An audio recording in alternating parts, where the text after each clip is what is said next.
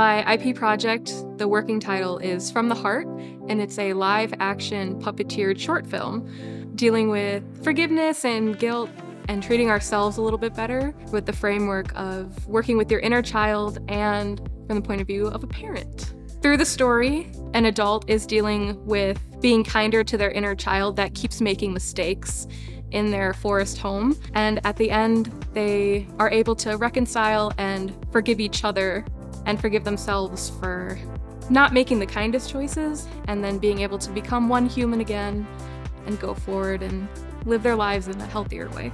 My film's gonna be 5 to 10 minutes. It's really, really short. So I watched a ton of short films on YouTube from independent creators, just trying to see how to go about putting a big story in just a few minutes, because it can be really impactful if you can just watch something for a few minutes. And I read a ton of papers about double vision and applied puppetry.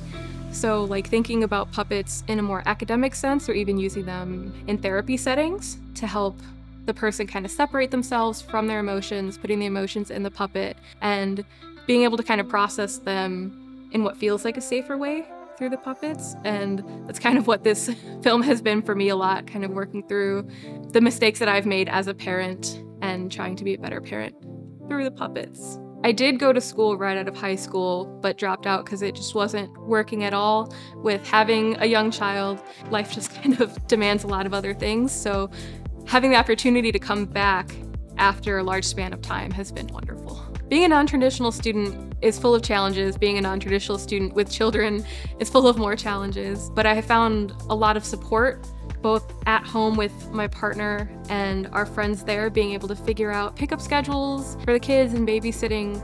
There's a lot of different grants that are set up to support specifically women with children to help pay for daycare and things.